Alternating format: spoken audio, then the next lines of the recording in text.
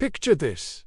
A golden sunset paints the Caribbean horizon as a weathered pirate ship cuts through rolling waves. The crew gathers on deck, their faces bronzed by salt and sun, laughing heartily as they pass around bottles of rum.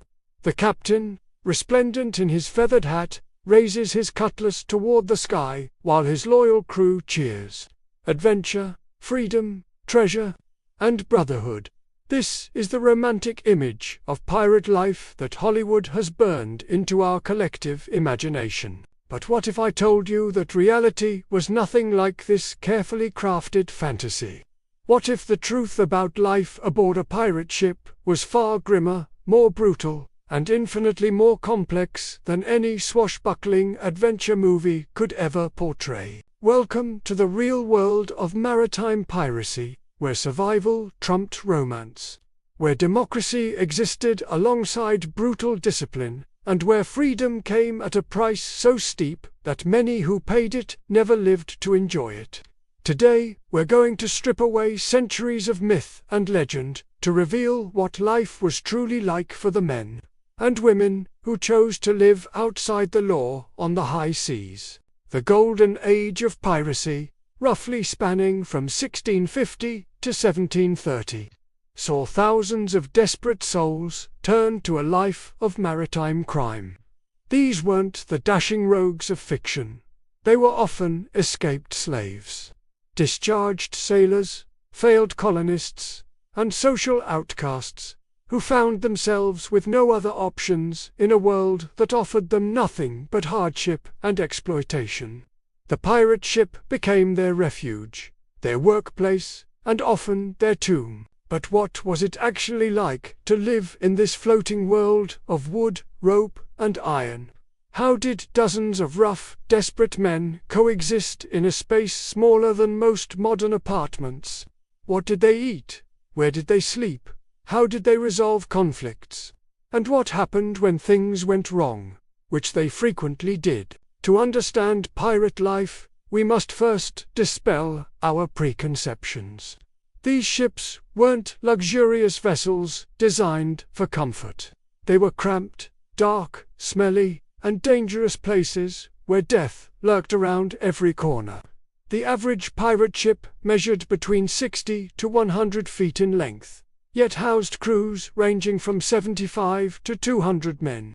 Imagine trying to live, work, eat, and sleep in such confined quarters with so many people, and you begin to grasp the magnitude of the challenge. The smell alone would have been overwhelming to modern sensibilities. The combination of unwashed bodies, stale food, bilge water, gunpowder, tar, and human waste created an olfactory assault that never ceased. Add to this the constant motion of the ship, the creaking of timbers, the snapping of ropes, and the general cacophony of maritime life, and you have an environment that would test the limits of human endurance. Yet, within this chaos, a complex social order emerged. Pirate ships operated under a unique form of democracy that was revolutionary for its time, while the rest of the world still operated under rigid hierarchies where birth determined fate. Pirate crews elected their captains and made collective decisions about their voyages. This wasn't born from Enlightenment ideals, but from practical necessity. Men willing to risk everything for freedom weren't about to submit to the same arbitrary authority they had fled on land. The captain, despite being elected, held absolute authority during battle and navigation. This dual nature of pirate leadership, democratic in peace, autocratic in action, reflected the pragmatic nature of pirate society.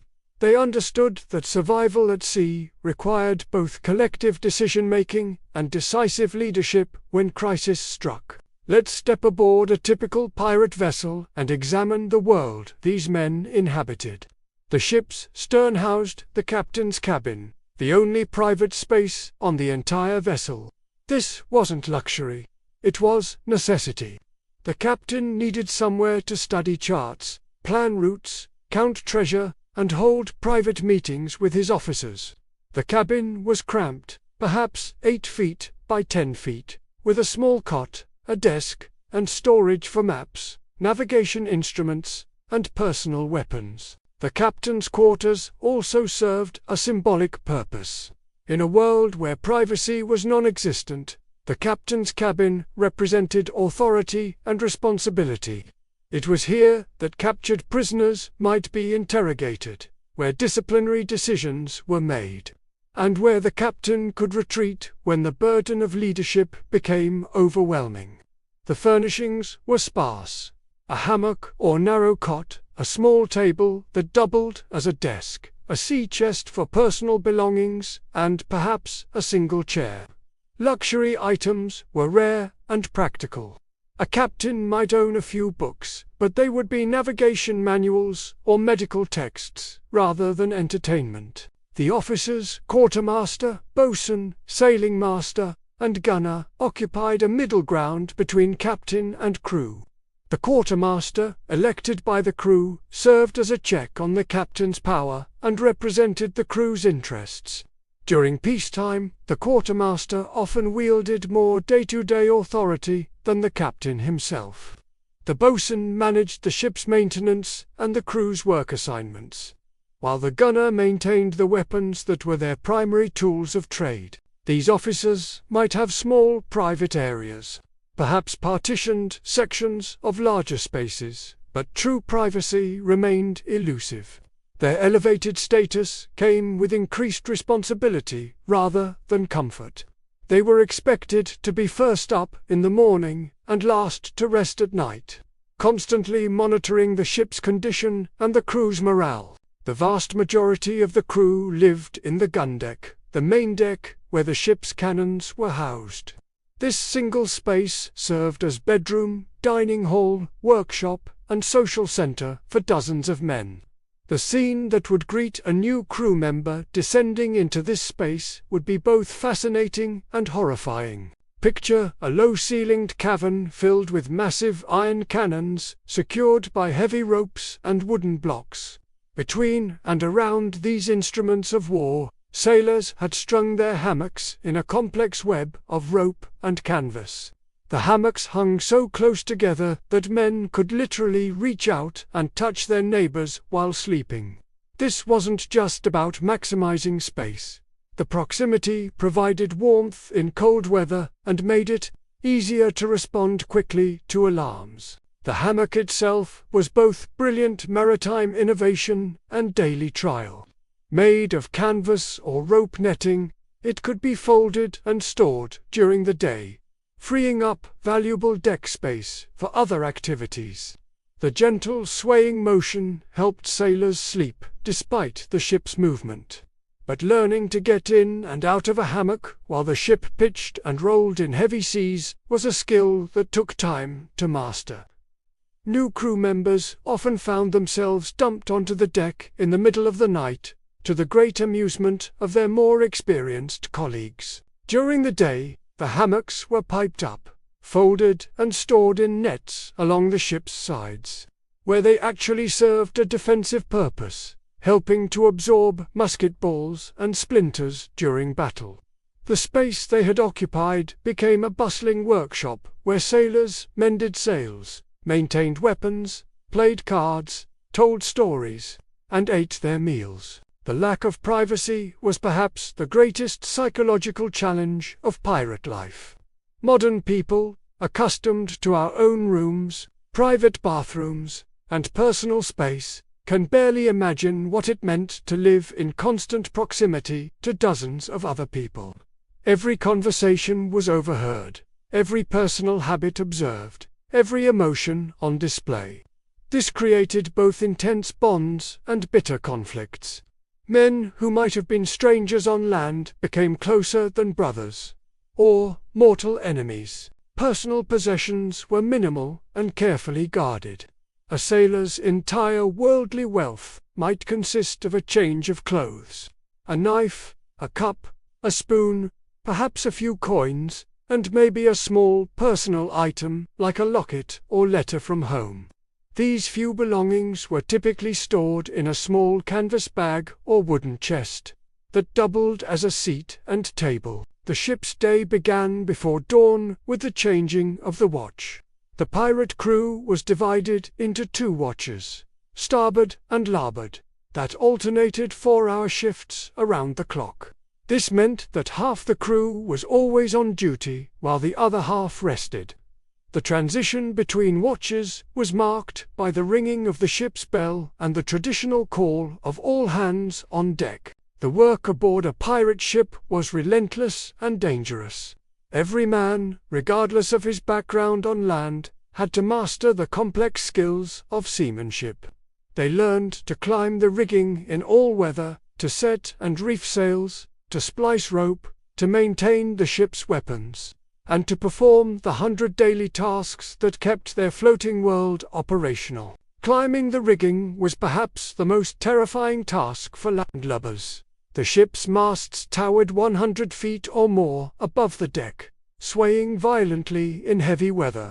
Sailors had to climb these swaying towers of wood and rope to adjust the sails, often in complete darkness or driving rain. A single misstep meant a fall to the deck or into the sea, either of which was usually fatal. Yet this was routine work that had to be performed multiple times per day. The maintenance of sails was constant and crucial. Canvas sails were vulnerable to wind damage, and tiers had to be patched immediately to prevent them from becoming dangerous failures. Sailors spent hours each day with palm and needle, stitching patches and reinforcing weak spots. This work required skill and patience. A poorly repaired sail could tear away at a critical moment, potentially crippling the ship. Deck maintenance was another never-ending chore. The wooden decks had to be scrubbed daily with holystones, pieces of sandstone used to scour the planks clean. This back-breaking work was performed on hands and knees, often in rough seas that made maintaining balance difficult. The goal wasn't just cleanliness, but preservation. Salt, moisture, and accumulated grime could rot the wood that was literally the foundation of their world. The ship's weapons required constant attention. Cannons had to be cleaned, oiled, and secured. Muskets needed maintenance to prevent rust and ensure they would fire when needed. Cutlasses required sharpening, and the complex rigging that allowed the heavy cannons to be run out for battle had to be inspected and repaired regularly. In battle, these weapons meant the difference between victory and death, so their maintenance was literally a matter of life and death. But work wasn't the only challenge.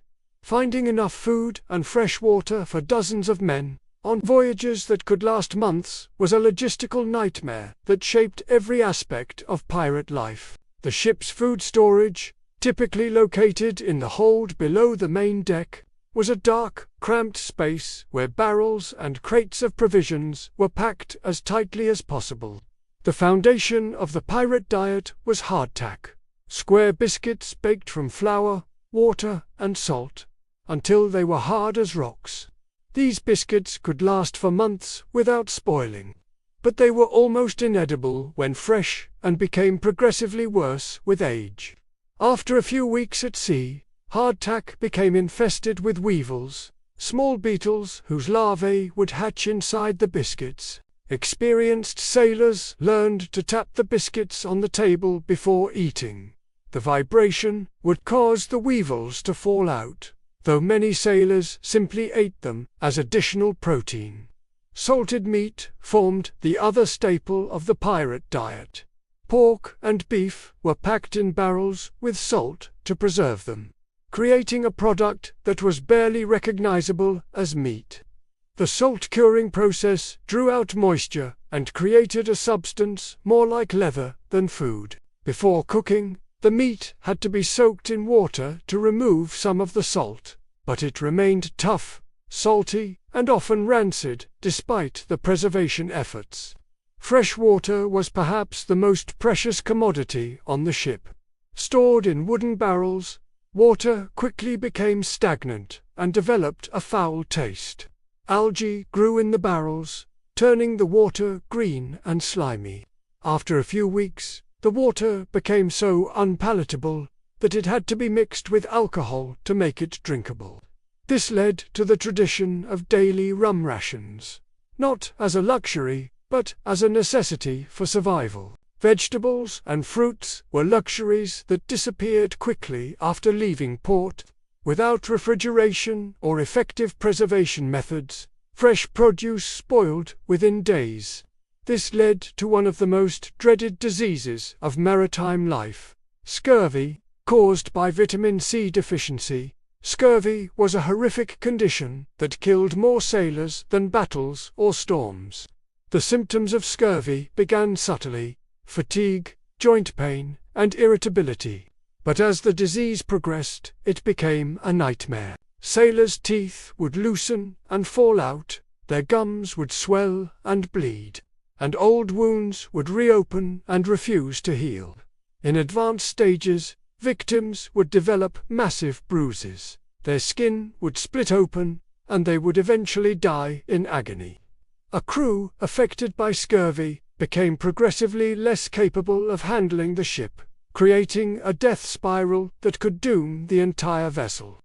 Pirates learned to combat scurvy through experience rather than medical understanding. They discovered that certain foods, citrus fruits, sauerkraut, and fresh vegetables could prevent or cure the disease, though they didn't understand why. Smart pirate captains made sure to raid plantations and coastal settlements for fresh produce whenever possible, not just for treasure but for the life-saving vitamins these foods contained. Cooking aboard a pirate ship was a dangerous proposition.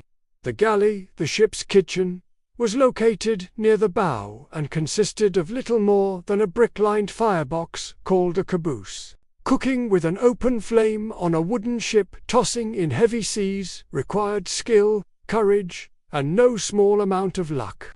Ship's cooks were among the most valuable crew members, as their skills literally kept the crew alive. The typical pirate meal was a stew called burgoo, a mixture of hardtack, salted meat, and whatever vegetables or spices might be available. This concoction was boiled in large iron pots and served in wooden bowls. The quality varied enormously depending on the cook's skill and the availability of ingredients. But it was generally a far cry from the feast scenes depicted in pirate movies. Meals were eaten communally, with groups of sailors forming messes, eating groups of 6 to 8 men who shared food and cooking duties. Each mess had its own designated area on the gun deck, where they would gather around a low table or simply sit cross-legged on the deck. The lack of proper seating meant that sailors developed the ability to eat while balancing on moving surfaces, a skill that served them well during rough weather. The evening meal was often the social highlight of the day. After the sun set and the immediate work was done, the crew would gather for food and whatever entertainment they could create for themselves.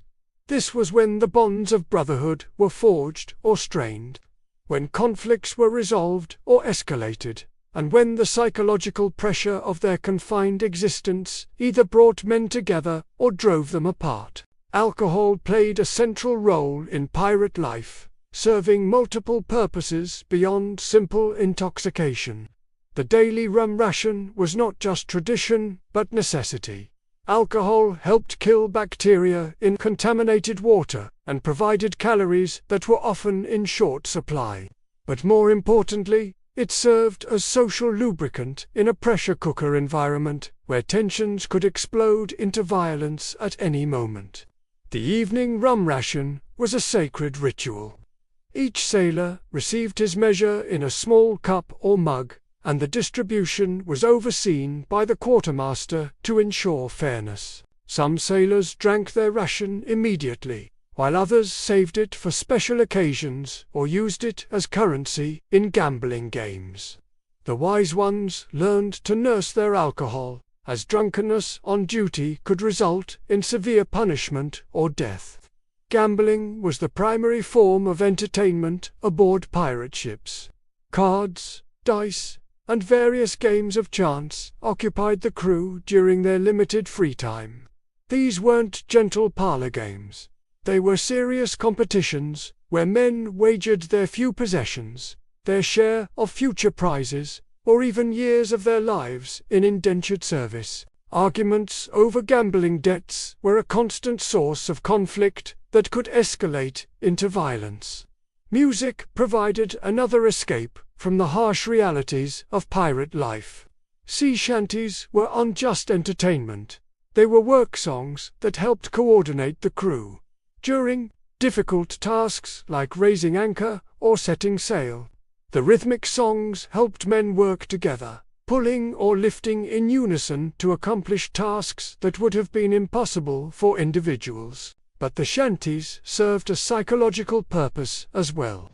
They connected the crew to maritime traditions stretching back centuries, gave voice to their hopes and fears, and provided a sense of shared culture in their floating community. Some songs told stories of home and lost loves, others celebrated their outlaw lifestyle, and still others warned of the dangers they faced.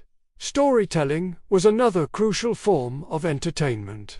In an age before books were common and literacy was rare, oral tradition carried the weight of preserving and sharing human experience. Experienced sailors would regale newer crew members with tales of past adventures, legendary pirates, and narrow escapes from death.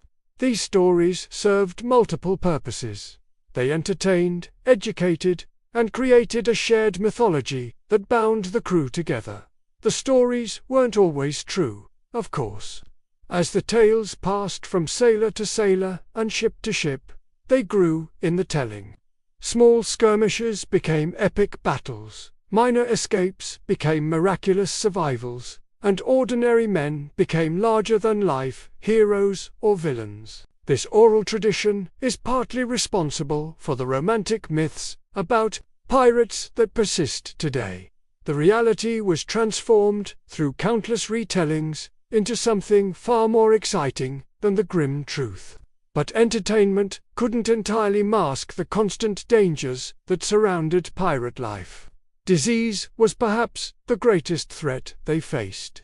In addition to scurvy, pirates had to contend with dysentery, typhus, yellow fever, and a host of other ailments that thrived in the unsanitary conditions aboard ship. A single sick sailor could infect the entire crew, and there was little medical knowledge or supplies available to combat serious illness. The ship's surgeon, if there was one, was often little more than a barber with some experience treating wounds. Medical supplies were limited to basic tools and a few crude remedies. Serious injuries or illnesses were often death sentences, and sailors developed a fatalistic attitude toward their health and survival. Injuries were common and often severe. Falls from the rigging resulted in broken bones or death. Cuts from knives or swords could become infected and lead to gangrene. Burns from the galley, fire, or combat could leave men permanently disabled. The heavy work of handling cannons and cargo regularly crushed fingers, hands, or feet. Living with constant pain and disability was simply part of the pirate experience. The psychological toll of pirate life was equally severe. The constant stress of danger, the isolation from normal society, the knowledge that capture meant execution. All of these factors weighed heavily on men's minds. Some sailors found release in religion, gathering for impromptu services or private prayer. Others turned to superstition, developing elaborate rituals and beliefs designed to ward off bad luck or predict the future. Mental illness was poorly understood and carried heavy stigma. Sailors who broke under the psychological pressure might be seen as cowards or weaklings by their crewmates. The close quarters made it impossible to hide emotional distress, and crew members had to learn to cope with watching friends and colleagues struggle with depression, anxiety, or more serious mental conditions. The fear of capture and execution hung over every pirate like a sword. They all knew that their chosen life put them outside the law, and that capture would likely mean a short trial followed by hanging. This knowledge created a desperate edge to pirate life. They had little to lose and everything to gain from each successful raid. When pirates were captured, their trials were often brief formalities. The evidence of their crimes was usually overwhelming, and public sentiment favored swift justice. Executions were public spectacles designed to deter others from following the pirate path. The condemned men were often allowed final speeches, which they sometimes used to warn others away from piracy, though more often they used the opportunity to thumb their noses at authority one last time. The constant threat of violence from within the crew was another ever-present danger. When you pack dozens of armed, desperate men into a confined space with little privacy and constant stress, conflicts are inevitable. Arguments over work assignments, gambling debts, personal slights, or shares of treasure could escalate quickly to violence. Pirate democracy included systems for resolving disputes, but these weren't always effective. Many ships had articles, written agreements, that specified rules of conduct and punishment for various infractions. These articles were remarkably progressive for their time, often including provisions for compensation for injuries, democratic decision-making processes, and limits on the captain's authority. But when tensions boiled over, the articles couldn't always prevent violence. Duels were common, either with pistols at dawn or cutlass fights on deck. Sometimes these were formal affairs with witnesses and rules, but more often they were sudden explosions of anger that ended with one man dead or severely wounded. The most serious conflicts could lead to mutiny, the crew's ultimate recourse against an unpopular or incompetent captain. Mutiny was both a democratic right and a dangerous gamble. A successful mutiny might result in a new captain and renewed success, but a failed mutiny typically meant death for the conspirators. Discipline aboard pirate ships was harsh, but generally more democratic than on naval or merchant vessels. While a naval captain could order floggings at will, pirate punishments usually required the crew's approval. This didn't make them any less severe. Flogging with the cat-o'-nine-tails could leave a man's back permanently scarred, and serious offenses might result in marooning. Marooning was perhaps the cruelest punishment pirates inflicted on their own. The condemned man would be put ashore on a small, uninhabited island with minimal supplies. Typically a pistol with one shot, a small amount of water, and little else. This was considered a more merciful alternative to immediate execution, as it gave the victim a chance to survive, but in reality it was a slow death sentence. Most marooned pirates died within days from exposure, dehydration, or despair. The few who survived marooning often did so through incredible resourcefulness and luck. They learned to find fresh water, catch fish or small animals, and build rudimentary shelters. Some were eventually rescued by passing ships, though they might spend months or years in isolation before being found. The legendary pirate Alexander Selkirk survived for years alone on an uninhabited island after being marooned, and his story inspired Daniel Defoe's Robinson Crusoe. But Selkirk's survival was exceptional. Most marooned pirates weren't so fortunate or resourceful. Combat was both the greatest opportunity and greatest risk in the pirate life. A successful attack on a wealthy merchant ship could make the entire crew rich. But battle could just as easily result in death or crippling injury. Pirates preferred to avoid actual fighting when possible, relying instead on intimidation and reputation to convince their victims to surrender without resistance. The typical pirate attack began with careful reconnaissance. Pirates would shadow potential targets for hours or days, studying the ship's crew, armament, and cargo. They preferred victims who were lightly armed and heavily loaded. Merchant vessels, carrying valuable goods but lacking the military escort that would make an attack too costly. When pirates decided to attack, they would typically approach under false colors, flying the flag of a friendly nation to get close to their target. Once within range, they would run up the black flag and demand surrender. The sight of the dreaded Jolly Roger was often enough to convince merchant sailors to give up without a fight, as they knew that resistance would likely result in their deaths. If the target chose to fight, the battle would be fierce and brutal. Pirates had several advantages. They were experienced fighters. Their ships were usually faster and more maneuverable than merchant vessels, and they had nothing to lose. But merchant ships sometimes had more cannons and better trained crews, making the outcome far from certain. Cannon fire was the opening phase of most sea battles. The goal was unnecessarily to sink the enemy ship. That would destroy the valuable cargo they hoped to capture. Instead, pirates aimed to disable their opponent's ability to fight or flee by damaging sails, rigging, or steering. Chain shot and bar shot were designed to cut rigging and bring down masts, while standard round shot could punch holes in the hull or dismount enemy cannons.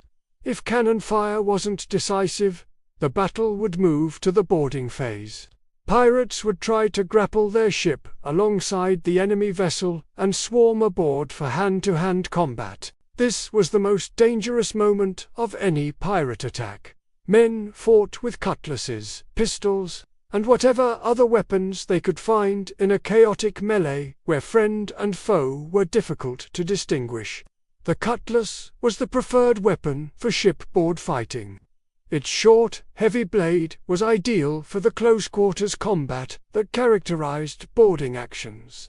Unlike the longer swords preferred on land, a cutlass wouldn't get tangled in rigging or other obstacles, and its weight made it effective for both cutting and clubbing opponents. Pistols were usually single-shot weapons that took time to reload, making them useful for the opening moments of combat but less practical for extended fighting.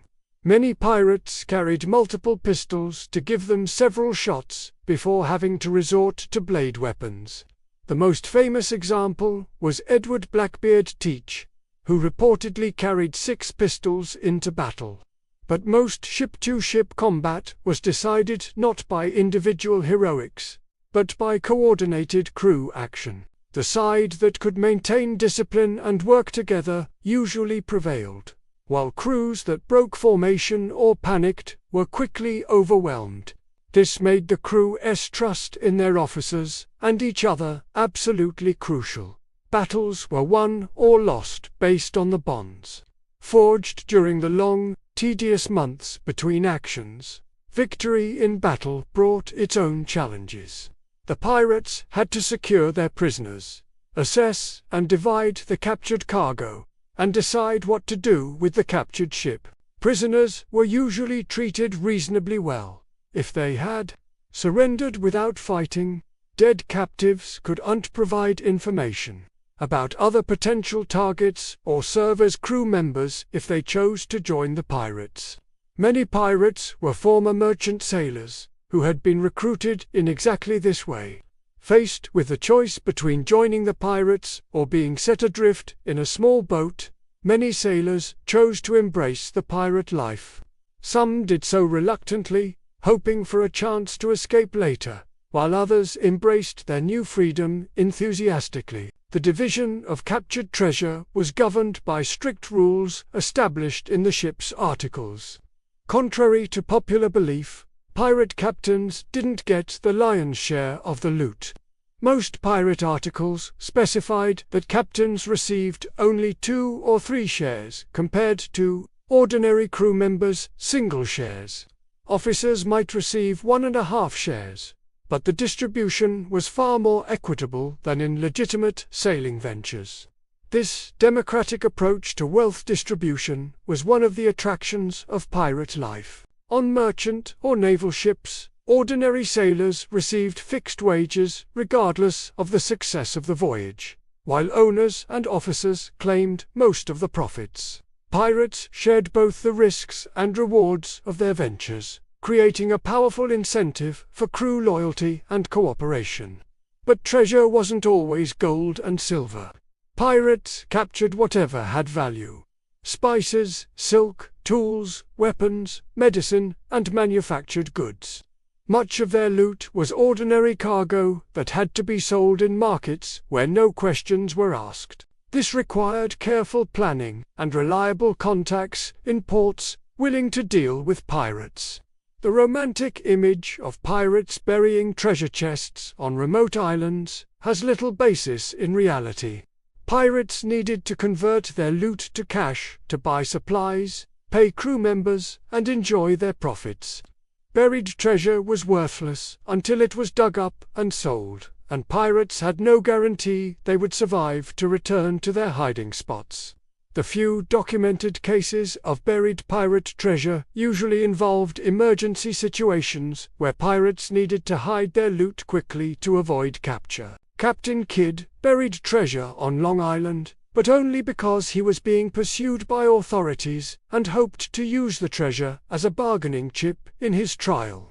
Most pirates spent their money as quickly as they made it, living for the moment because they never knew if they would survive their next encounter. This live-for-today attitude profoundly shaped pirate culture. Men who might be dead tomorrow were uninclined to save money for retirement or invest in long-term plans. When pirates reached friendly ports, they often went on spectacular spending sprees that quickly depleted their shares of recent prizes. Tavern keepers, prostitutes, and merchants in pirate havens grew rich from the free-spending sailors who might return to sea penniless but happy. The relationship between pirates and the ports that harbored them was complex and mutually beneficial. Towns like Port Royal in Jamaica and Nassau in the Bahamas became notorious pirate havens where outlaws could rest, resupply, and enjoy their profits without fear of arrest. These ports provided essential services: ship repair, supplies, entertainment, and most importantly, markets for stolen goods. Local merchants and officials often turned a blind eye to pirate activities in exchange for the economic benefits they brought. Pirates spent money freely, and their presence attracted other forms of commerce. Shipwrights, sailmakers, ropemakers, weaponsmiths, and dozens of other tradesmen found steady work serving the pirate fleets. But this relationship was always precarious. Colonial governments, under pressure from London or other European capitals, would occasionally crack down on pirate havens, forcing the outlaws to find new bases of operation. The most famous example was the British assault on Nassau in 1718, which effectively ended that port's role as a pirate capital and forced many pirates to accept royal pardons or flee to more remote hideouts. The women in pirates' lives were often forgotten in traditional accounts, but they played important roles in the pirate world. Port towns were full of women who made their living serving the maritime community. Tavern keepers, merchants, seamstresses, and prostitutes. Some formed lasting relationships with particular pirates, while others were more entrepreneurial in their approach to the transient sailor population. A few women actually joined pirate crews and lived the same harsh life as their male counterparts. Anne Bonny and Mary Read are the most famous female pirates, but historical records suggest there were others. These women had to be exceptionally tough and skilled to earn acceptance in the male-dominated world of piracy, and their stories reveal both the opportunities and limitations that the pirate life offered to women seeking alternatives to conventional society. The end of individual pirate careers usually came in one of three ways: death in battle, execution after capture, or retirement with a royal pardon. Very few pirates died peacefully in their beds after long, successful careers. The life was simply too dangerous and the odds too heavily stacked against them for most to survive for more than a few years. Those lucky enough to retire often did so when colonial governments offered general pardons in exchange for giving up piracy. These amnesty programs were designed to end the pirate problem without the expense and difficulty of hunting down every crew. Pirates who accepted pardons typically had to prove their sincerity by providing information about their former colleagues or even serving in anti-pirate operations. Some retired pirates successfully transitioned to legitimate occupations. Their maritime skills were valuable, and experienced sailors could find work on merchant ships or in colonial navies. Others used their accumulated wealth to establish themselves as merchants or plantation owners, carefully concealing their past activities. A few became pirate hunters themselves, using their inside knowledge to track down their former colleagues. But retirement was often difficult for men accustomed to the freedom and excitement of pirate life. The rigid hierarchies and limited opportunities of legitimate society could feel suffocating after years of democratic decision-making and shared profits. Some retired pirates eventually returned to their old ways, unable to adapt to conventional life. The decline of the golden age of piracy came from several converging factors. Colonial governments became more stable and better able to defend their territories. Naval patrols increased, making pirate operations more dangerous and less profitable. The growth of legitimate commerce provided alternative employment for displaced sailors. And perhaps most importantly, the romantic appeal of piracy faded as the harsh realities became better known. The pirate codes and articles that governed crew behavior were remarkable documents that revealed both the democratic ideals and practical necessities of pirate life. These written agreements covered everything from the distribution of treasure to the compensation for injuries sustained in battle. They established rules for conduct aboard ship, procedures for resolving disputes, and limits on officers' authority. Some pirate articles were surprisingly progressive. They often included provisions for disability compensation. A pirate who lost a limb in battle might receive additional shares of treasure as compensation. They established procedures for democratic decision-making and limited the captain's authority to specific situations. They even included early forms of workers' compensation and death benefits for crew members' families. But the articles also revealed the harsh necessities of pirate life. They specified punishments for cowardice, desertion, and other offenses that could endanger the entire crew. They established rules for combat and the treatment of prisoners. They addressed the practical problems of maintaining discipline among armed, desperate men living in extremely close quarters. The famous pirate Bartholomew Roberts had one of the most detailed sets of articles, including rules about gambling, drinking, treatment of women, and religious observances. His articles required crew members to keep their weapons clean and ready for action. Specified that lights and candles must be out by 8 o'clock, and prohibited gambling with cards or dice. Violations could result in flogging, marooning, or death, depending on the severity of the offense. These documents provide some of our best insights into the day-to-day realities of pirate life. They show that successful pirate crews were highly organized, disciplined communities that succeeded through cooperation and shared commitment to their common enterprise. The popular image of pirates as chaotic, anarchic criminals doesn't match the historical evidence of their sophisticated organizational systems.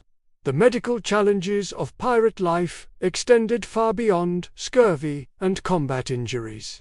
The combination of poor diet, unsanitary conditions, and constant stress created a perfect environment for disease. Dysentery was a constant threat that could disable entire crews. The cramped, poorly ventilated living spaces promoted the spread of respiratory infections. Contaminated food and water caused regular outbreaks of food poisoning. Tropical diseases posed additional threats when pirates operated in Caribbean or African waters. Yellow fever, malaria, and other mosquito-borne illnesses could devastate crews that lacked immunity. Pirates learned to avoid certain anchorages and seasons, but their need for fresh water and supplies often forced them to risk exposure to disease. The treatment of injuries and illness was primitive by modern standards. Ships' surgeons, when available, relied on techniques that were often more harmful than helpful. Amputation was the standard treatment for seriously damaged limbs, performed without anesthesia, using carpenter's saws.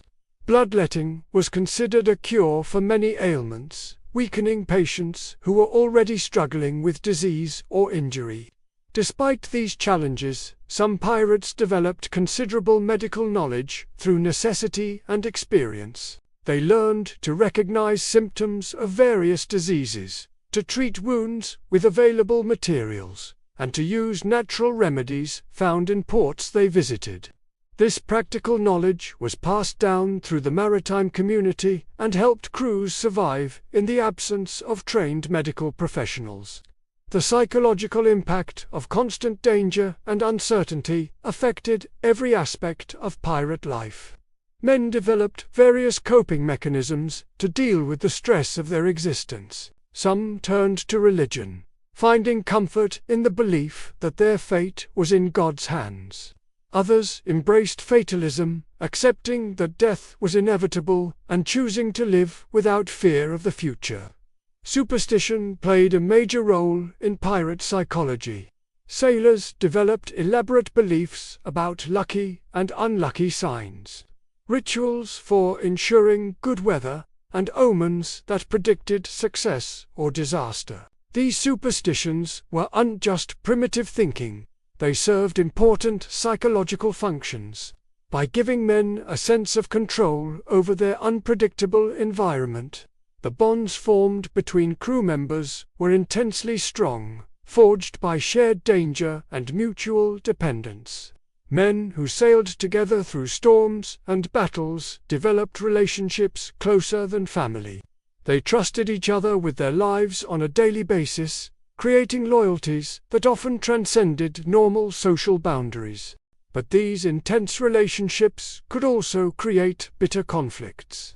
When men lived in such close proximity under constant stress, minor irritations could escalate into major feuds. Personal grudges, cultural differences, and competition for status within the crew could poison the atmosphere aboard ship and sometimes lead to violence or mutiny. The diversity of pirate crews was remarkable for the era. Ships often included men of different nationalities, races, and social backgrounds, who would never have worked together in legitimate society. Former slaves sailed alongside former slave owners, Catholics worked with Protestants, and educated gentlemen served under illiterate captains, who had risen through merit rather than birth. This mixing of backgrounds created both opportunities and tensions that shaped daily life aboard ship. Language barriers were common challenges when crews included men from different countries. Pirates developed a simplified maritime lingua franca that combined English, Spanish, French, and Dutch words with universal sailing terminology. This practical communication system allowed multinational crews to function effectively despite their diverse backgrounds. But cultural misunderstandings still occurred regularly and could escalate into serious conflicts. The treatment of captured prisoners varied greatly depending on the circumstances of their capture and the disposition of the pirate crew. Prisoners who surrendered quickly and provided useful information were generally treated well, while those who resisted or were suspected of concealing valuable intelligence might face torture or execution. The pirates' reputation for both mercy and cruelty served their purposes. It encouraged quick surrender while warning against resistance. Many prisoners were given the choice to join the pirate crew, particularly if they possessed valuable skills like navigation, carpentry, or medical knowledge. This recruitment process was sometimes voluntary, but often involved varying degrees of coercion. Some pressed men became enthusiastic pirates, embracing their new freedom and the democratic nature of pirate society. Others remained reluctant participants, who looked for opportunities to escape or betray their captors.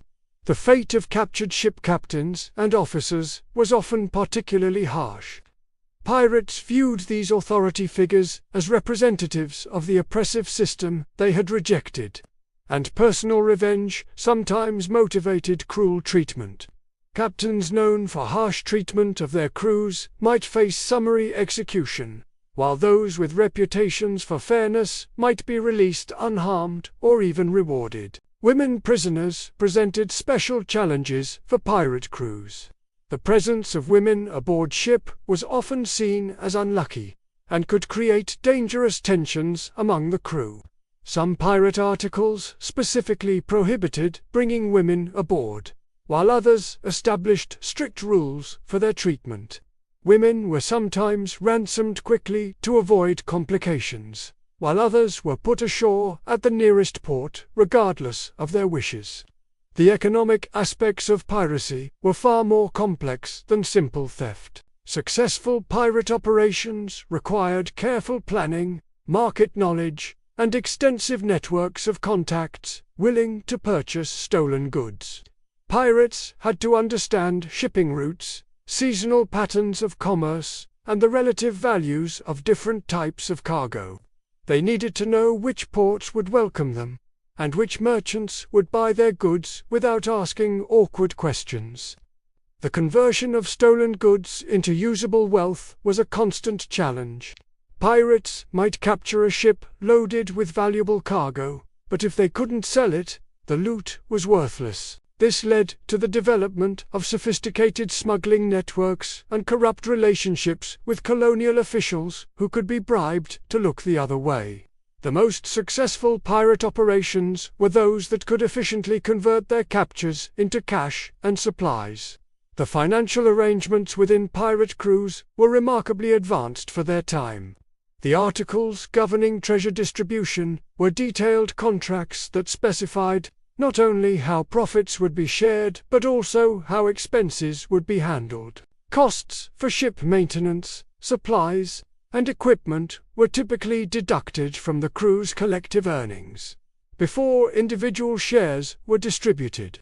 This system ensured that essential expenses were covered while maintaining the democratic principle of shared ownership. Injured crew members received special consideration in these financial arrangements. A pirate who lost an eye in battle might receive an extra share of treasure as compensation, while the loss of a limb could result in a substantial bonus payment. These disability benefits were among the first such systems in the world, predating similar provisions in legitimate employment by decades. The role of luck and skill in determining a pirate's success cannot be overstated. The difference between wealth and poverty, life and death, often came down to being in the right place at the right time. A crew might spend months at sea without capturing anything of value, then stumble across a treasure ship that made them all rich. Conversely, a single encounter with a well-armed naval vessel could end careers and lives in a matter of hours. Weather played a crucial role in determining the success or failure of pirate operations. Storms could scatter fleets, damage ships, and make navigation impossible. But bad weather could also provide cover for escape when pursued by naval forces, or drive merchant ships off their normal routes into areas where pirates waited. Experienced pirate captains learned to read weather patterns and use them to their advantage, but they could never completely control the natural forces that shaped their world. The seasonal nature of pirate activity was dictated by both weather patterns and commercial shipping schedules. The hurricane season in the Caribbean forced many pirates to seek shelter in protected harbors, or move to other hunting grounds.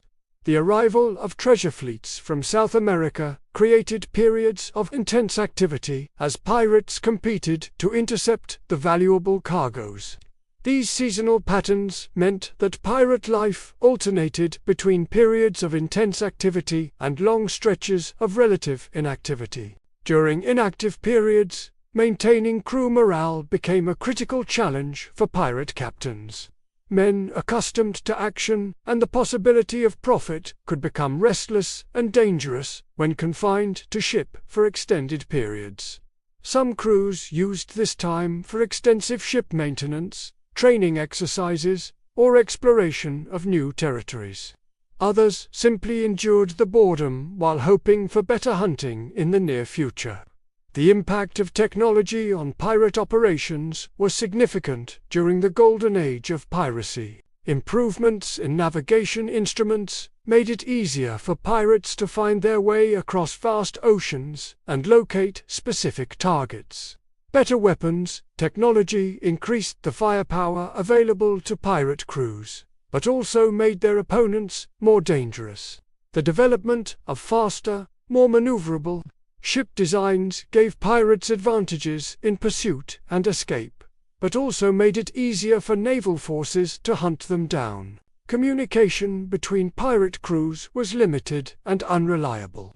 There was no systematic way to coordinate operations between different ships or share intelligence about promising targets. Pirates relied on chance encounters, messages left at known locations, and information gathered in port to stay informed about opportunities and threats. This isolation meant that individual crews had to be largely self-sufficient and make decisions based on limited information. The intelligence networks that did exist were informal and based on personal relationships. Tavern keepers, merchants, and corrupt officials served as information brokers, selling news about ship movements, naval patrols, and other matters of interest to pirates. These networks were vulnerable to infiltration by government agents, and pirates who relied too heavily on such sources sometimes found themselves walking into traps. The relationship between pirates and the broader maritime community was complex and often contradictory. Many legitimate sailors had friends or relatives who had turned to piracy, creating webs of personal connection that crossed legal boundaries. Information, supplies, and sometimes personnel moved back and forth between the legal and illegal sides of maritime society, making it difficult for authorities to completely separate the two worlds. This interconnection meant that anti-piracy efforts often disrupted legitimate maritime commerce as well. Naval patrols might stop and search any suspicious vessel, causing delays and expenses for honest merchants. Port inspections designed to catch pirates also affected legal traders, creating economic costs that colonial governments had to balance against the benefits of reduced piracy. The technological limitations of the era made pursuing and capturing pirates extremely difficult. Communication across the vast distances of the ocean was impossible. So, naval commanders had to guess where pirates might appear and position their forces accordingly. By the time news of a pirate attack reached authorities, the perpetrators were usually long gone, making hot pursuit nearly impossible. These same limitations gave pirates significant advantages in choosing when and where to engage their enemies. A pirate crew that avoided unnecessary risks and struck only when conditions were favorable could operate for years. Without serious challenge, the key to survival was maintaining mobility and avoiding predictable patterns that would allow naval forces to set traps. The decline of piracy in the early 18th century resulted from several converging factors that gradually made the pirate life less attractive and more dangerous. The growth of colonial economies provided more legitimate employment opportunities for displaced sailors. The strengthening of naval forces made piracy riskier and less profitable. The development of more efficient legal systems meant that captured pirates faced swifter and more certain punishment. Perhaps most importantly, the romantic appeal of piracy faded as the harsh realities became better known. The execution of famous pirates like Blackbeard and the publication of their trials revealed the brutal nature of pirate life to the general public. Young men who might once have been tempted by stories of adventure and easy wealth began to understand the true costs of choosing piracy as a career. The transformation of former pirate havens into legitimate commercial centers also reduced the infrastructure that supported pirate operations. Nassau, Port Royal, and other notorious pirate ports gradually became respectable trading centers where outlaws were no longer welcome. This change eliminated the safe harbors that pirates needed to rest, resupply, and sell their captured goods. The legacy of the golden age of piracy extends far beyond the romantic myths that continue to capture popular imagination. The democratic principles embodied in pirate articles influenced later developments in labor organization and workers' rights. The international nature of pirate crews demonstrated possibilities for cooperation across racial and cultural boundaries that would become common in legitimate society for many decades. The economic impact of piracy on colonial development was significant and complex. While pirate attacks disrupted legitimate commerce and imposed costs on merchants and governments, the money pirates spent in colonial ports also stimulated local economies. The need to defend against piracy encouraged the development of colonial naval forces and fortifications that served other purposes as well. The documentation of pirate trials and activities provides historians with detailed insights into the lives of ordinary sailors and social outcasts, who are otherwise largely absent from historical records. These sources reveal the economic and social conditions that drove men to choose such a dangerous and illegal lifestyle, helping us understand the broader patterns of labor and social mobility in the early modern Atlantic world.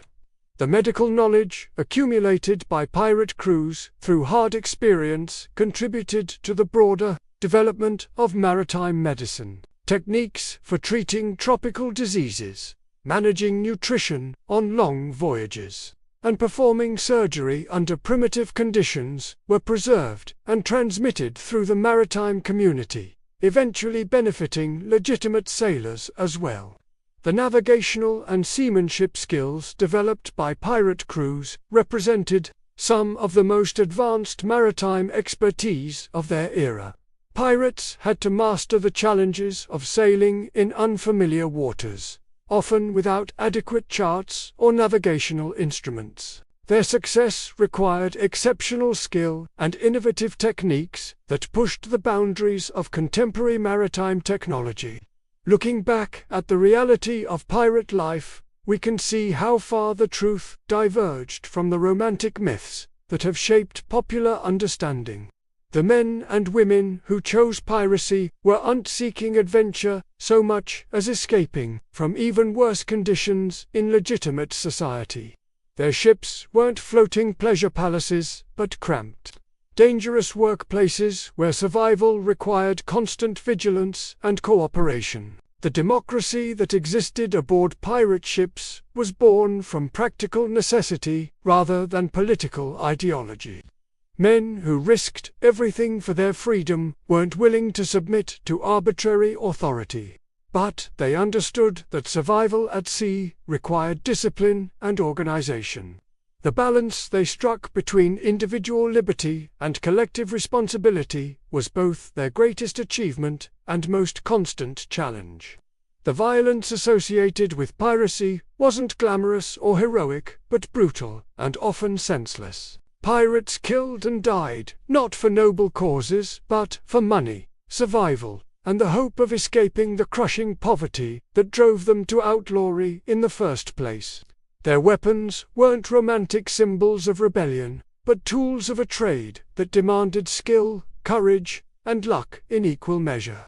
The treasure they sought wasn't magical chests of gold, but mundane cargoes of goods that had to be converted into cash through dangerous and illegal transactions. The wealth they accumulated rarely lasted long, spent quickly in port towns that existed to separate sailors from their money. The few who managed to retire with their profits intact were exceptions who proved the rule that piracy was ultimately a losing proposition. The freedom they found at sea came at enormous cost. They lived as outcasts from civilized society, constantly threatened by disease, violence, and capture. Their relationships were intense, but often temporary, as death or desertion regularly broke up crews that had become like families.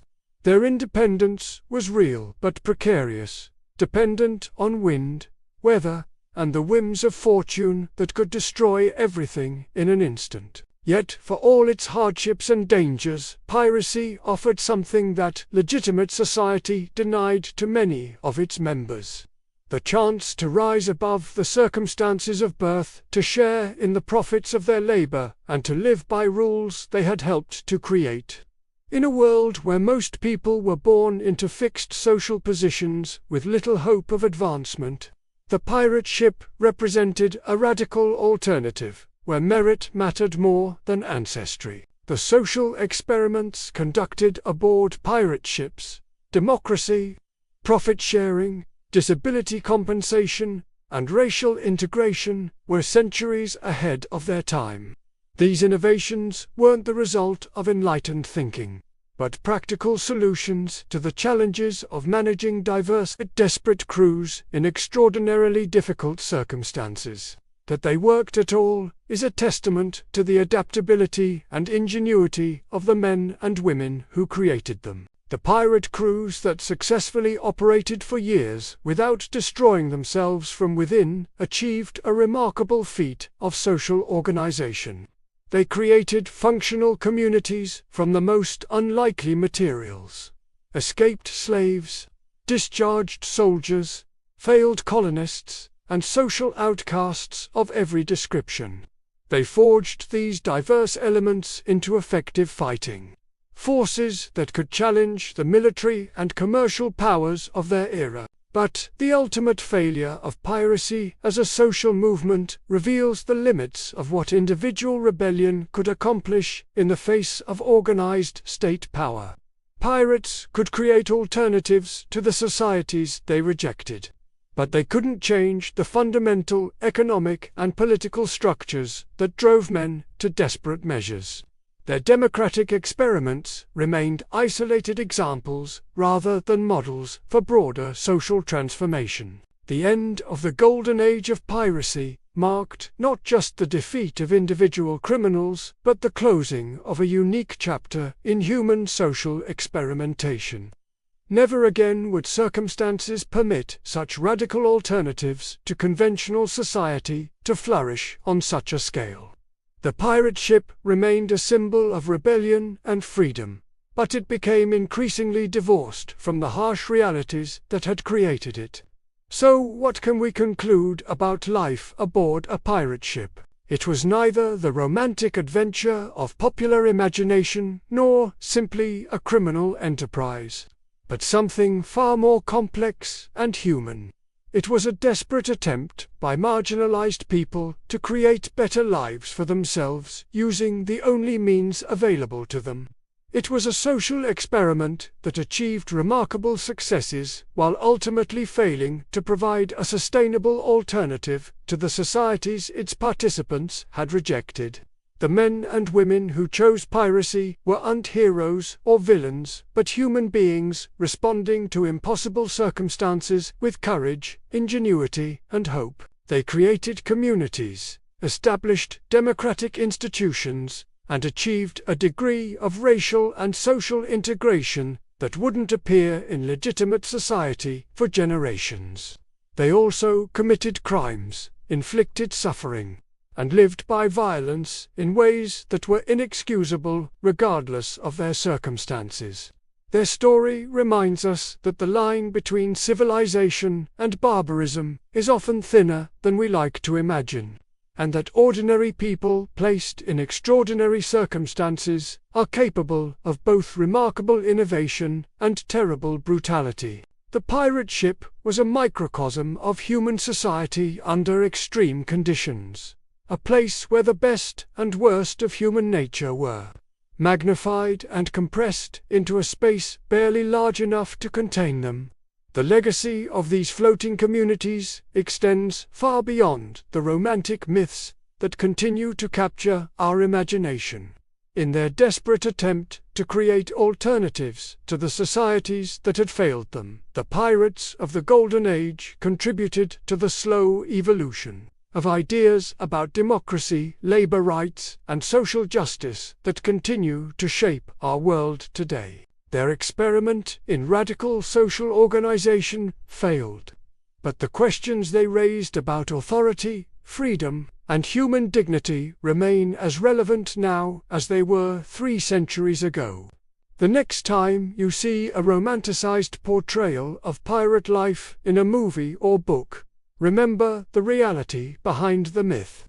Remember the cramped, stinking gun deck where dozens of men tried to create homes for themselves.